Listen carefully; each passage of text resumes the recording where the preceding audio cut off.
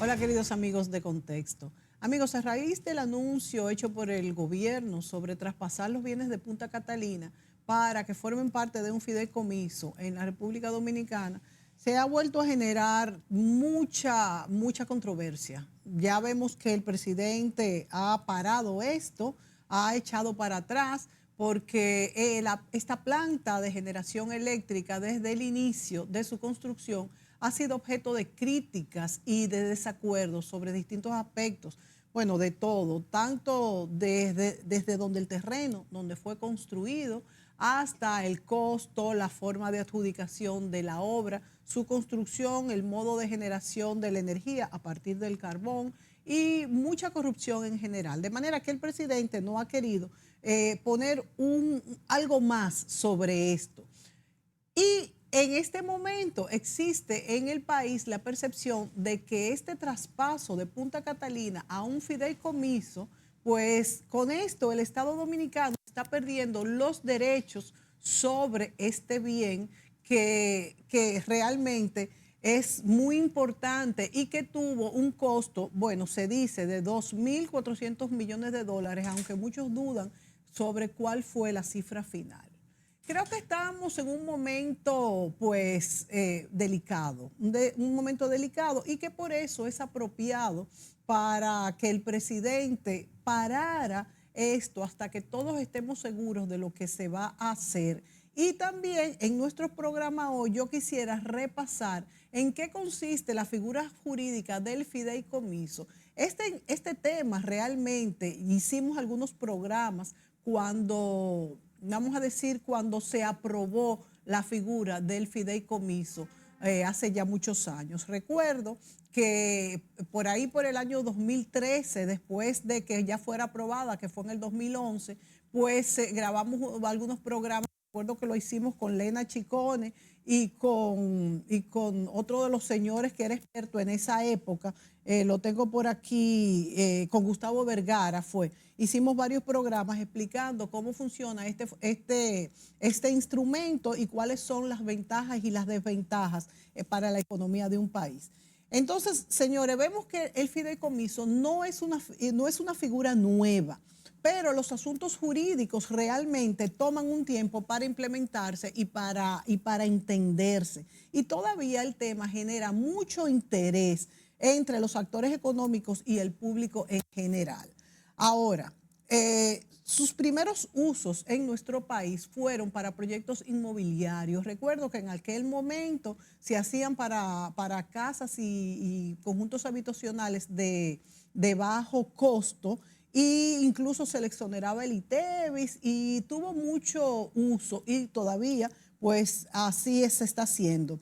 En este momento, como especialista en el manejo de los fideicomisos en Latinoamérica, Roberto Argüello nos ha traído a un especialista, es Fernando Antonio Sucre, es abogado fideicomisario, y con ellos vamos a entender mejor los objetivos de las distintas formas de los fideicomisos, que en realidad no son más que formas de que se asegure con esta figura que el objetivo del proyecto va a cumplirse.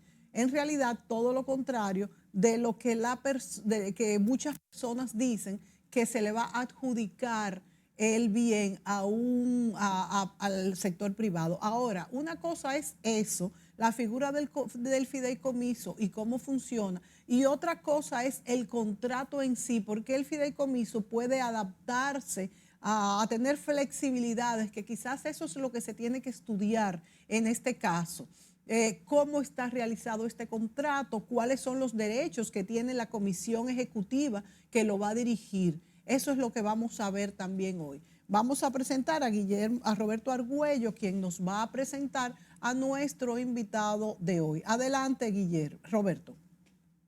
¿Qué tal, Mónica? ¿Cómo has estado? Muchísimas gracias por invitarme a tu programa.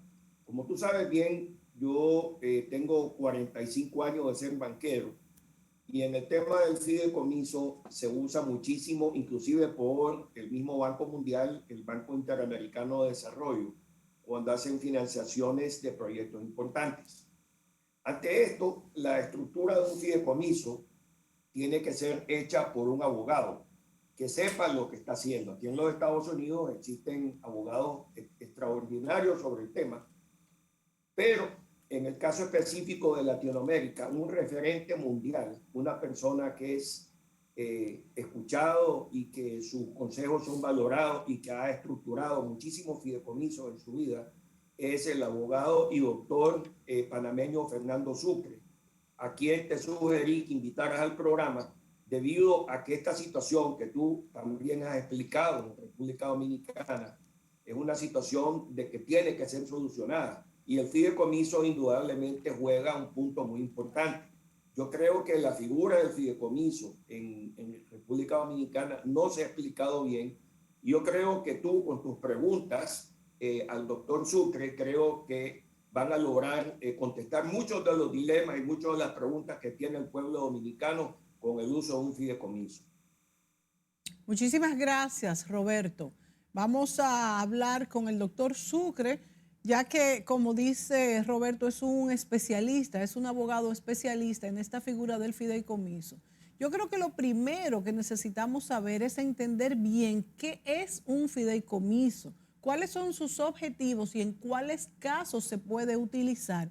Y yo sí sé que esta figura se adapta a a todos los casos, asegurando de que el dinero que se pone o el proyecto se utilice para los usos que quiere el que hace el fideicomiso. Por ejemplo, esta figura se utiliza mucho como testamentario. Una persona que tiene una fortuna o una cantidad de dinero, pues le deja a sus herederos ese dinero por medio de un fideicomiso para que se lo vayan, por ejemplo, dando por parte o para que se lo invierta, etcétera. Ahora bien, en el caso que es el que nos atañe hoy, de un fideicomiso, bueno, este es un fideicomiso privado, pero con un bien público. ¿Qué tanto nos podemos asegurar de que se cumpla un objetivo, que en este caso se dice que es pagar la deuda de Punta Catalina, pero es un fideicomiso a 30 años también, ¿por qué tan largo? Y de que todo lo que produce se invierta en la misma planta. Fernando, bienvenido. Vamos primero a explicar Gracias. lo que es el fideicomiso y en cuáles casos se ajusta.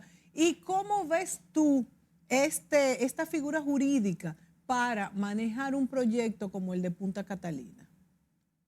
Hola, buenas. Efectivamente, el fideicomiso es una figura jurídica en la cual una persona natural o jurídica, que puede ser el mismo Estado, y llamado fideicomitente, aporta bienes al fideicomiso para que sean administrados por un fiduciario y en beneficio de un tercero que puede ser el mismo fideicomitente. En el caso que nos ocupa, el de Punta Catalina, cuyo contrato lo he leído perfectamente y conozco la ley dominicana, es el Estado que después de muchos cuestionamientos sobre el costo del proyecto de Punta Catalina y el endeudamiento que el mismo Estado tiene ahora, ha decidido traspasar el bien al fideicomiso para que sea administrado en beneficio del Estado y única y exclusivamente para el pago de la deuda que dejó ese proyecto y reinversión en el mismo proyecto.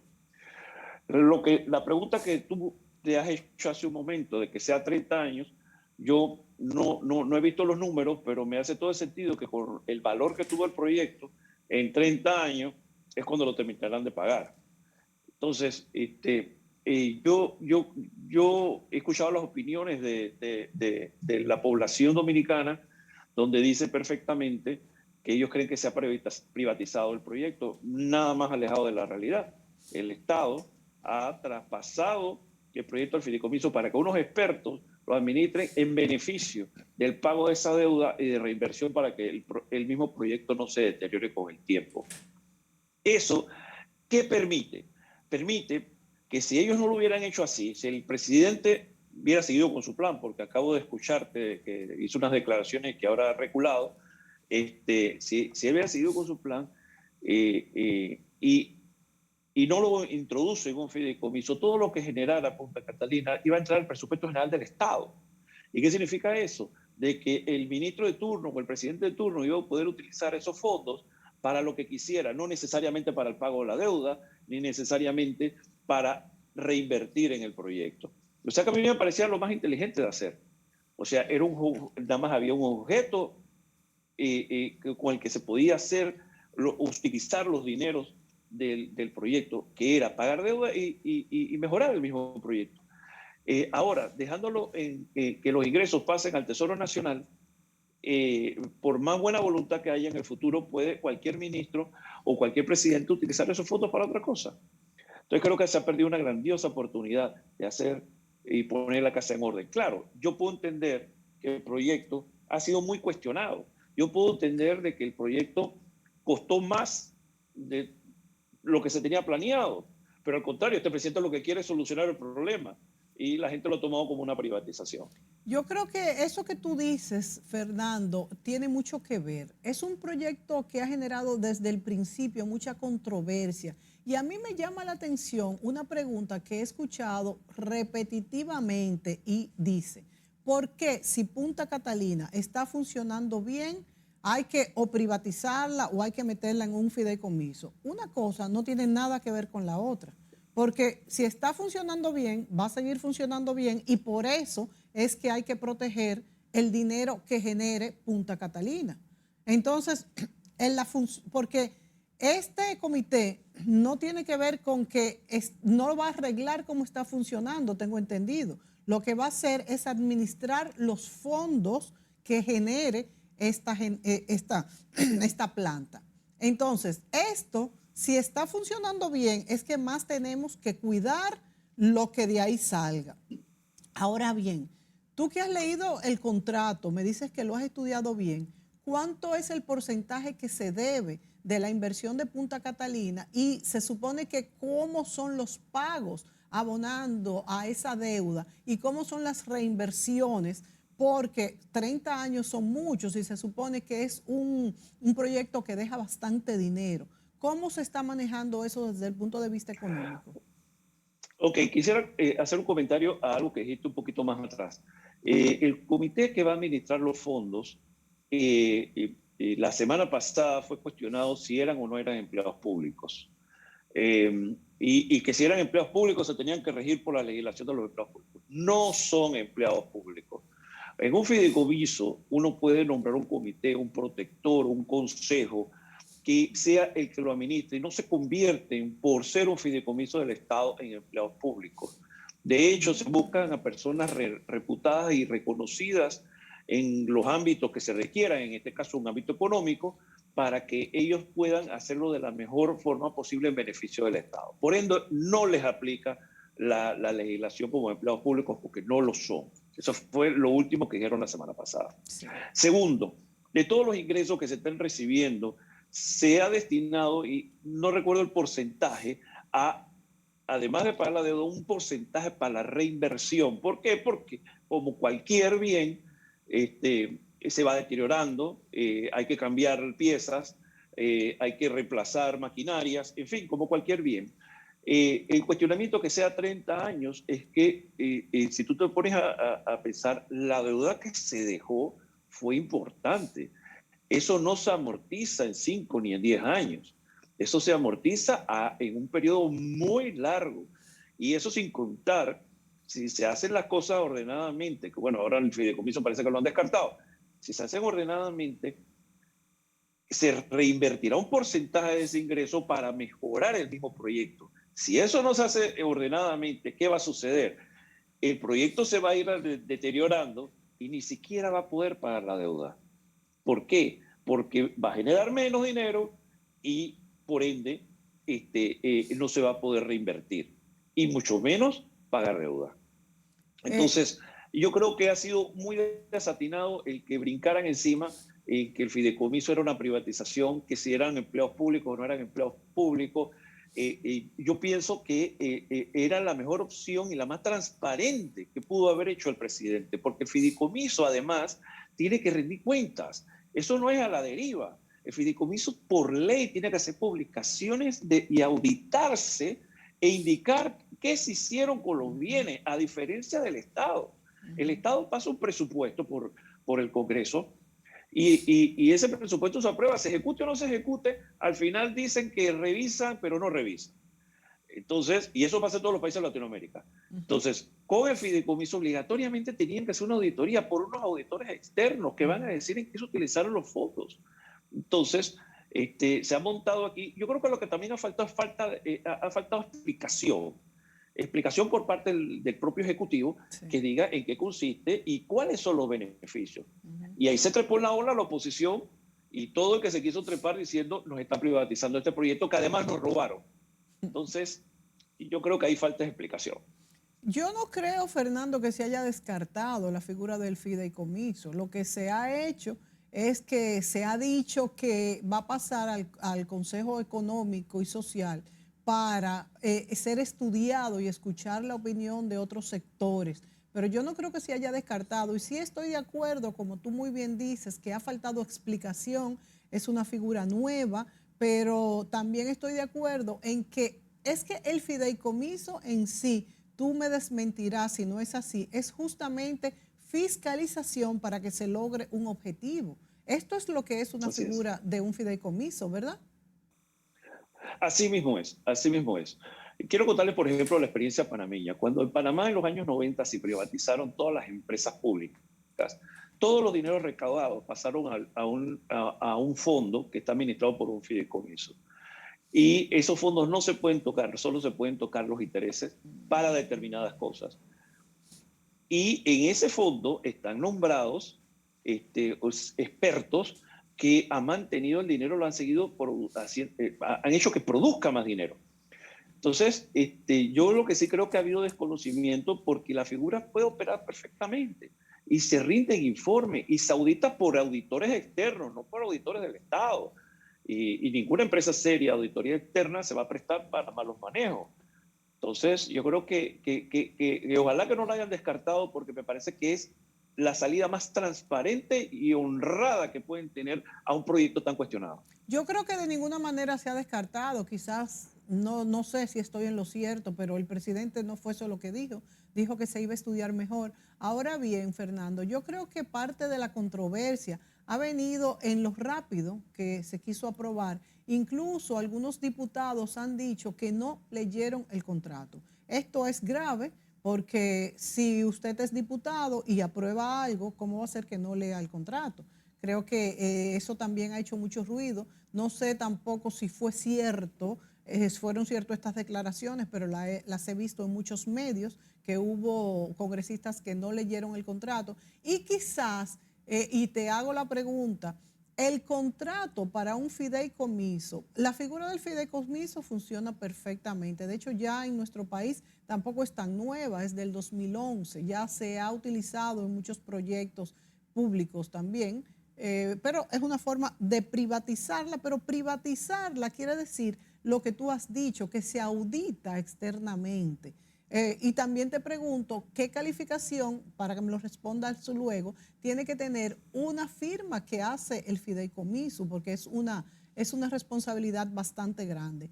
Pero es lo que tú has dicho, saca del gobierno lo que es la fiscalización. Pero no es que el gobierno no va a poder escrutar, puede escrutar y de hecho debe hacerlo, pero la auditoría se hace por una firma externa e incluso muchas veces internacional, que esto da cierta garantía. Ahora, eso ya lo sabemos o espero que lo hayan entendido, pero este contrato para el fideicomiso, ¿qué tanto ha sido depurado? Y si tú lo has leído, si lo has encontrado correcto, también han dicho algunas personas que no les gusta la idea de que se pueda adherir a este proyecto que conforma el fideicomiso futuras compañías o personas que puedan aportar en el futuro y por ende decidir. ¿Y qué tanto decide este comité ejecutor también? Okay. Te comento lo siguiente. Primeramente, te debo decir que no existe una calificación que debe tener el fiduciario, salvo que una experiencia y cumplir con la legislación de Dominicana. Sin embargo, el Estado fue más allá. Le dio el fideicomiso al Banco de la Reserva Dominicana, como un banco del Estado. No es que le dio el negocio a un fiduciario privado. Sí. No, le dio el negocio al mismo Banco del Estado, que es el Banco de la Reserva, que por supuesto va a cobrar por el servicio porque no lo va a hacer gratis. Sí. Ahora, sé que fue cuestionado la figura del fideicomitente adherente. El fideicomitente adherente está contemplado en la ley dominicana y es simplemente de que yo podré como Estado adherir a otras instituciones al fideicomiso para que aporten a ese fideicomiso recursos en beneficio del propio Estado. Como por No va a ser ejemplo, en beneficio Fernando, de un tercer ponme un propio. ejemplo. ¿A qué instituciones pudiera adherir, por ejemplo? Pueden ser Cualquiera que públicas y genere privadas. dinero. No, no, es que ahí es donde viene el asunto. No va a adherir empresas privadas, únicamente puede adherir empresas públicas. Oh. Y entonces, ¿por qué lo adheriría? ¿Por qué haría una cosa como esa? Te voy a poner un ejemplo simple. Imagínate que ustedes hagan ahora una autopista y que cobran un peaje por la autopista. Esa autopista genera varios millones de dólares al año. Ellos pueden adherir a la autopista para que esos ingresos pasen al fideicomiso en beneficio del propio Estado y que la autopista sea supervisada y que esos ingresos formen parte del fideicomiso y lo enriquezcan más. Pero eso de agregar, de haber puesto el fideicomitente adherente, que también no ha estado explicado suficientemente, Sí. no es de que el banco más grande privado de República Dominicana se puede unir. No es que un banco extranjero o una empresa extranjera se pueda unir al fideicomitente. No, tiene que unir algo del Estado. Entiéndase, algo que está generando dinero. No vas a sumar al fideicomiso algo que no genera nada. Entonces, ese es el plan también que ha sido cuestionado, pero es que no se lo han explicado suficientemente. Claro, esto no ha sido explicado. Entonces, solo puede adherirse cuestiones gubernamentales. No puedo yo, como Mónica Gutiérrez, adherirme ahí para aportar dinero, que es lo que la gente cree, y después sacarlo para atrás. Exactamente. El único que puede sacarlo para atrás, como acaba de decir tú, es el propio Estado dominicano. Exacto. Pero Ojo, en beneficio de que lo que se estableció en el contrato. eso te iba a preguntar. No puede sacarlo para contrato? atrás para otro fin, que es por eso es que se está protegiendo. Exactamente, solo lo puede sacar para atrás en beneficio de Punta Catalina. Exacto. Fernando, ¿cuál es el porcentaje usual que se cobra en un fideicomiso de tanto dinero? Sé que no me vas a dar cifras exactas, obviamente. Cada negociación se hace diferente, independiente, pero tengo entendido que precisamente por las grandes sumas que se maneja es un porcentaje muy pequeño. Bueno, mira, va desde el 0.25 al 1% normalmente. Exacto. Y el comité cobra por cada reunión a que asiste. Y no cobra poco, porque se supone que tú debes haber nombrado gente muy calificada, que es gente que cuesta dinero. O sea, tú no vas a... ahora, ahí hasta yo mismo, te diría que habría un desatino si tú nombras al amigo de los políticos. Tú tienes que nombrar a los empresarios calificados para el puesto. Claro. Si tú empiezas ahora a nombrar el amigo del diputado, el amigo del ministro, se fue el fideicomiso, va por mal camino, porque ellos son los encargados de administrar lo que les han dado, de tomar las decisiones sobre el fideicomiso. ¿Tú sabes, Y nada más tiene un Fernando? objeto. Sí. Tú sabes, Fernando, que se ha criticado que según esas personas han expresado, yo no lo he leído, que han dicho que las mismas personas que componen el comité ejecutivo tienen el derecho a elegir sus sucesores. Esto se ha criticado. ¿Qué te parece a ti? Bueno, definitivamente que es desatinado. Siempre debería ser una protesta del Estado, porque esto no es un negocio para herencia, esto tiene que ser una protesta del Estado, pero yo no vi eso. Eso para mí, por eso te Contrato. digo, yo tampoco lo he visto, pero lo he oído de que Sí, personas han sí. comentado, pero puede ser una tergiversación, que tú muy bien sabes que estos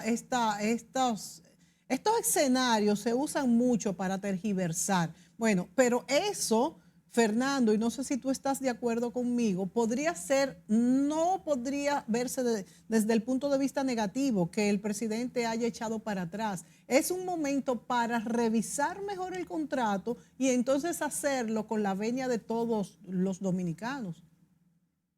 ¿Qué crees tú? Bueno, sí, yo pienso que lo que tiene que salirse es a explicarse la figura.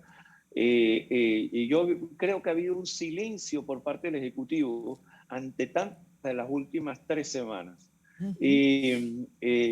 Aquí se ha criticado el fideicomitente adherente, que nadie lo entiende. Aquí se ha dicho que se está privatizando, que no es cierto. Aquí se ha dicho que van a ser empleados públicos lo del comité, no es cierto. Aquí se ha dicho que el negocio del fideicomiso se lo están dando a una empresa privada, no es cierto porque va para el Banco de la Reserva. O sea, y el presidente está en un estado silente, no dice nada. Entonces yo creo que él tiene que salir, o sus ministros, a salir a explicar de qué estamos hablando y por qué lo está haciendo. Esa es otra cosa que no se ha dicho porque se está haciendo. A mí me parece que ha sido muy transparente al decir, oye, mira, este proyecto fue muy cuestionado, se gastó más de la cuenta, llegó el momento de pagar, lo siento, digo, él no es Ministerio Público, él no puede hacer justicia, pero sí puede poner la casa en orden. Y lo está haciendo. Dice, lo que produzca eso es para pagar la deuda y para que siga funcionando por 30 años más. Entonces, y yo sí creo que él tiene que salir a explicarlo de alguna manera. También es posible, Fernando, que se esté esperando la auditoría de Punta Catalina, que finalmente saldrá en los próximos días. Y también esto es algo que el pueblo ha cuestionado. Dice, pero es que no estamos seguros de cuánto salió el total de la inversión que hizo el país en Punta Catalina. Eso pudiera ser también un punto vago, vamos a decir. Pero yo creo que hay que explicar, porque es que yo salgo a la calle y pregunto, y la gente no sabe por qué se va a hacer este fideicomiso. Y este es un punto fundamental. Bueno, no solo es fundamental, yo tampoco creo que la auditoría sea lo que convenza a nadie. La auditoría va a enfurecer más a las personas y las va a enfurecer porque se van a dar cuenta la cantidad de sobrecosto que tiene el proyecto.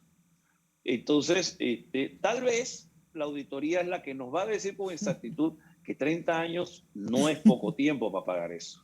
Tú sabes, Fernando, que yo presiento que también existe como una indisposición en cuanto al comité ejecutivo que llevará esto. Y esta indisposición también tiene mucho que ver con que se pagan unos beneficios altos, pero se pagan en todos los comités parecidos, sea de bancos, accionistas que tengan responsabilidad.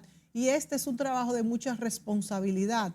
Pero el pueblo no entiende que hay que pagarlo, vamos a decir, a precio de mercado, porque si no nadie lo va a hacer. Y puede ser que tenga también mucho que ver con esto. No sé cuál es tu opinión al respecto. Mira, yo creo que a nivel latinoamericano en general, hoy por hoy muchas personas no quieren involucrarse con el Estado porque cualquier decisión que tomen, buena o mala, terminan citados en una fiscalía. Entonces, si no se pagan los honorarios de una persona de primer nivel, van a terminar sentados allí personas que no tienen la menor idea de cómo manejar tanto dinero. Y podría acabar aquello en una calamidad increíble, peor de lo que costó el proyecto. Por ende, yo nunca he creído que se le debe pagar poco a una persona de muy buena experiencia y reputación. Ojo, vuelvo a lo mismo. Si yo fuera dominicano y veo que nombran al hermano del diputado X, yo diría, aquí lo que le están dando es un negocito al pariente. Pero si yo veo que nombran a gente de primera línea, empresarios que de verdad saben lo que hacen, ya yo me sentiría más tranquilo, aunque gane plata, por supuesto, gane dinero. Vámonos a la pausa, Fernando, y volvemos con este tema.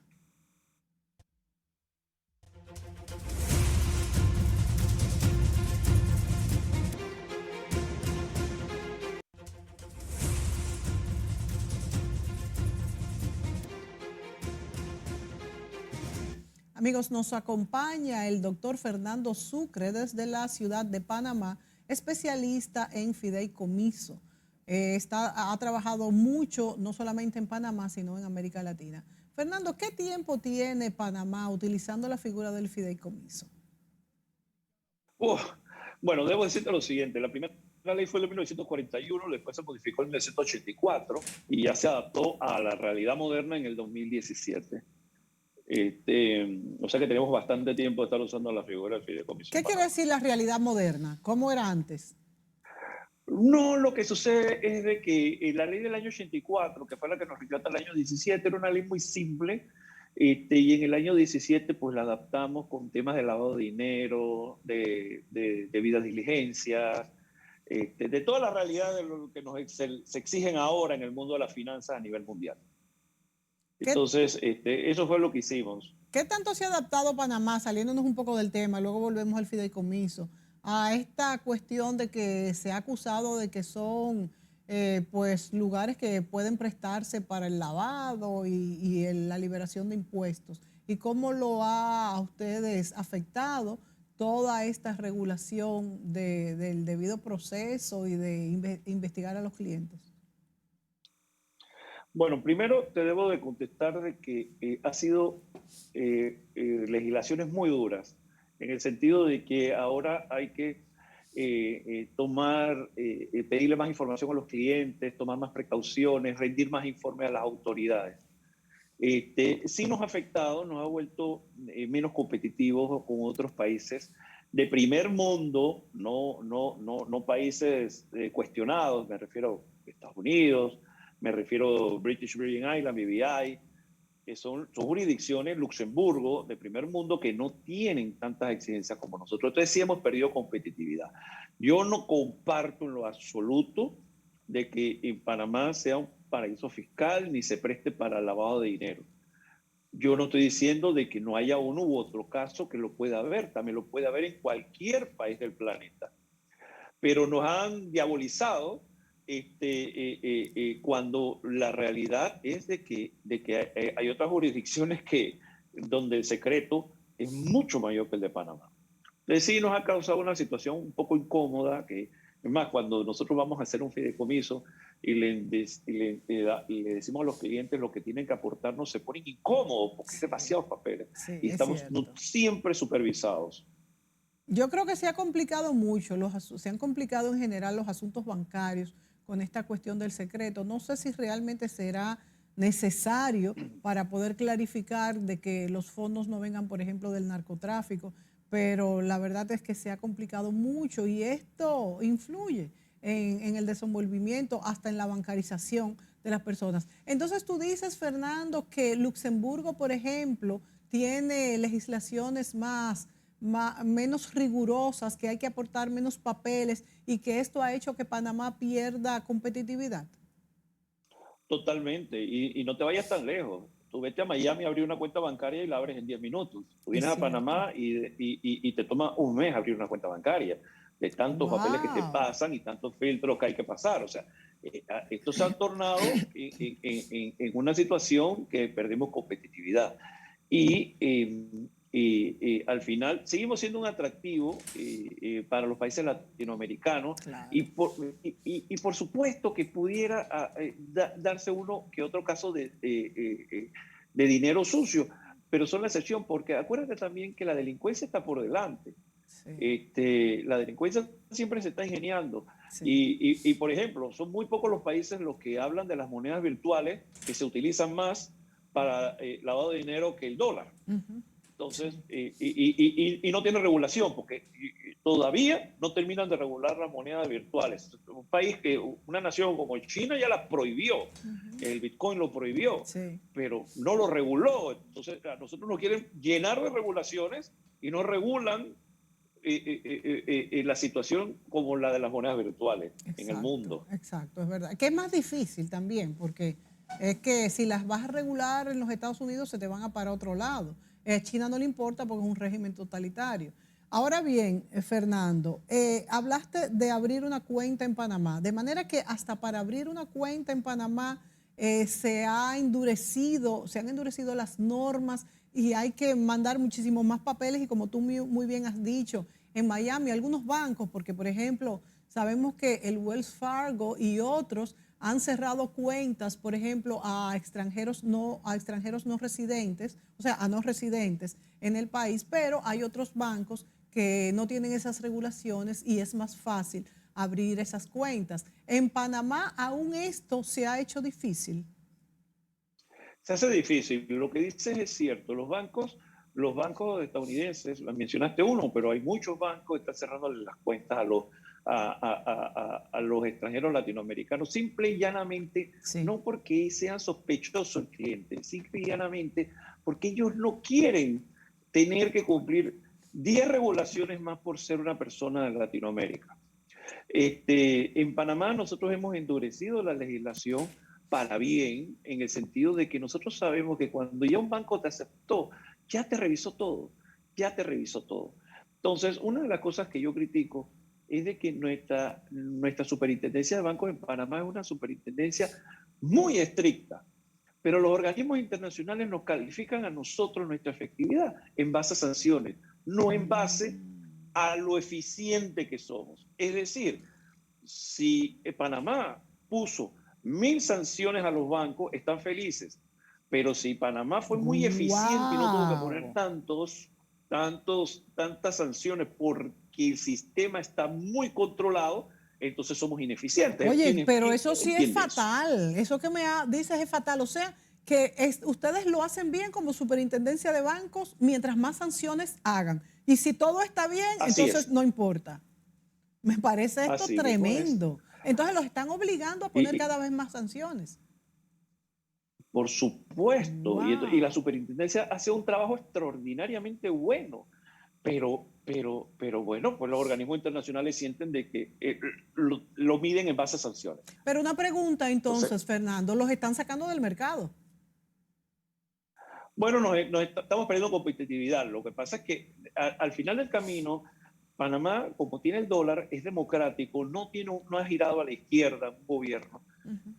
La gente se sigue sintiendo confiado en Panamá. Sí. Pero nosotros como organismo financiero, los clientes no saben el trabajo que tenemos detrás del escenario para que todo funcione adecuadamente. Es un trabajo es muy duro, pero al final la gente sigue confiando en Panamá. ¿Sí? Y yo creo que eso todavía disgusta más a los organismos internacionales porque tenemos una serie de elementos fabulosos. Como te repito, el dólar, la democracia, la estabilidad de los gobiernos. No hay giro a la izquierda aquí ni siquiera suena.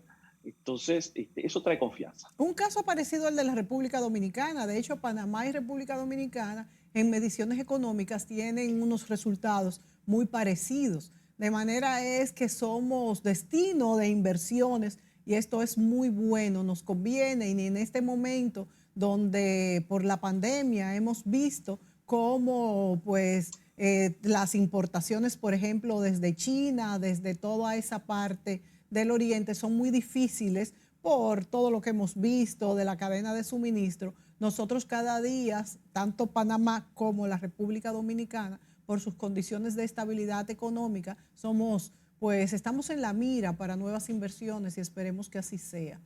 Fernando, te referiste a que los bancos a veces norteamericanos están cerrando cuentas a latinos. Me referí primero yo, de hecho tuve una experiencia en ese sentido y tú me corroboras, pero ¿por ser latinos o por ser extranjero no residente?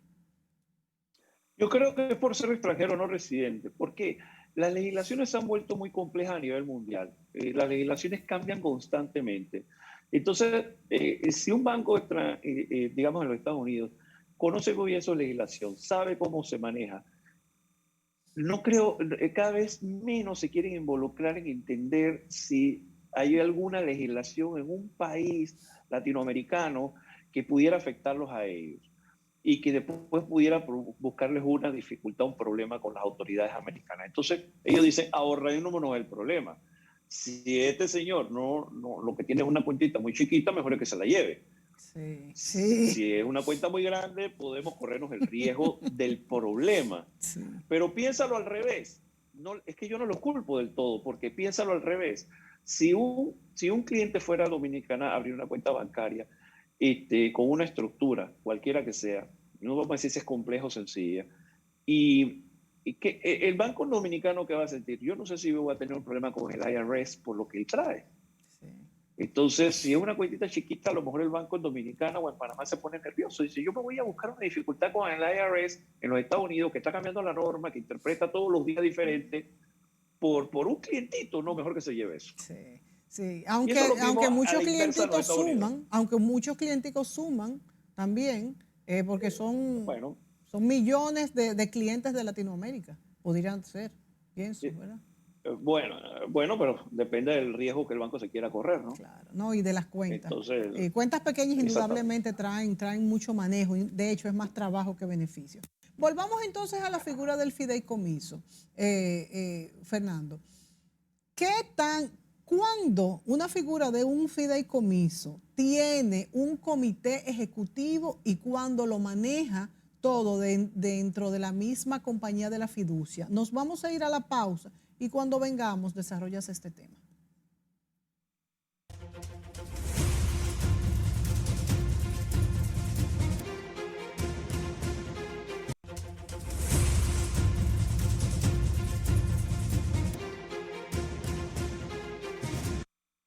Fernando Sucre, especialista en la figura del fideicomiso, nos acompaña vía Zoom desde la ciudad de Panamá. Le preguntaba a Fernando en el segmento anterior, refiriéndome al posible fideicomiso donde se coloque Punta Catalina, si es aprobado por los sectores aquí en la República Dominicana. Te preguntaba, Fernando, si siempre que cómo se maneja el fideicomiso, porque tengo entendido que un fideicomiso puede manejarse desde la propia empresa que hace el fideicomiso, donde hay unos encargados de que se cumplan, por ejemplo, si son simplemente inversiones que se van a poner, qué sé yo, en la bolsa de valores o en una canasta de diversas inversiones, lo hacen desde ahí mismo y se le da a los beneficiarios su cuota, lo que se apruebe darle. Sin embargo, en este posible fideicomiso de Punta Catalina tendría un comité ejecutor. ¿Cuáles son las diferentes formas de fideicomiso y cuándo tienen un comité ejecutor? Es como tú dices, el fiduciario es el que se encarga de llevar la administración. ¿Cuándo se nombra un comité? Normalmente se nombra un comité por una de dos razones o por las dos razones. Uno, porque el tema sea muy técnico y se requiera un experto en la materia o expertos. Sí. O dos, porque las sumas a manejar son tan importantes que se requiere de la experiencia de varios antes de tomar una decisión final. ¿Okay? Porque el fiduciario es una empresa normal, en este caso es del Estado, que cuenta con un equipo que sabe lo que hace, pero cuando hay algo muy técnico, cuando hay sumas de dinero importantes, siempre se estila, no es obligación, se estila nombrar un comité para que asesore, que es el caso el que tienen ustedes allá. Se estila de manera. Y vuelvo entonces, Fernando, a mencionar el pago de este comité, porque yo presiento, y lo repito de nuevo, que hay como cierta preocupación en cuanto a que estas personas van a ganar mucho. Este pago de estas personas que van a garantizar, algunos lo ponen entre comillas, yo creo que no, pero vamos a hacerlo entre comillas, que van a garantizar el buen funcionamiento de esto versus no tenerlos. ¿Cuánto significaría para que esto se lleve a buen término? Porque hablamos de mucho dinero y del cumplimiento de algo que al Estado de no cumplirse, fíjense amigos, esto es peligroso. Porque si no se cumple con el pago de la deuda de Punta Catalina, es algo que no lo vamos a ver. Lo veríamos a muy largo plazo, cuando ya fuese demasiado tarde y no nos quedara más que la deuda. De manera que esto yo creo que es el meollo del asunto. Y es que las personas no se dan cuenta qué vamos a ganar con este fideicomiso. Y eso es lo que yo quiero que tú expliques, Fernando. Primero, esto es algo que no lo veríamos al mediano plazo ni al corto plazo, que no se pague esta deuda. Lo veríamos al final, que tuviéramos un aumento enorme de lo que pagamos, de lo que es la deuda pública. ¿Y qué significa este porcentaje de pago a estas personas que manejarían este comité técnico en el universo del dinero, del peso de lo que se está manejando? Bueno, en el universo yo creo que no significa ni mucho, pero yo te diría que una solución tal vez alentadora para toda la población en general, ahora que ya están cuestionando, están estudiando nuevamente el contrato, es de que deberían de poner las condiciones de quienes pueden formar parte del comité. Y se me ocurre rápidamente en que deben de poner restricciones, en el sentido de que no puede ser pariente de un ministro, ni de un diputado, ni del presidente de la Exacto. República. Y eso le da también le da legitimidad, una legitimidad adicional al contrato y a las personas que van a estar sentadas allí. A lo mejor se puede hablar de cuánto es la experiencia que deben de tener, cuántos años deben de tener, en qué ramas deben estar calificados, cómo se califica ese conocimiento, y tal vez eso le trae también más tranquilidad si yo, como ciudadano panameño, si a mí me hablaran de esto y yo supiera de que ahí pudieran sentar a cualquiera, conociendo cómo está mi asamblea de diputados, que está muy cuestionada a nivel de honradez, yo diría, oye, aquí van a sentar a los hermanos los diputados.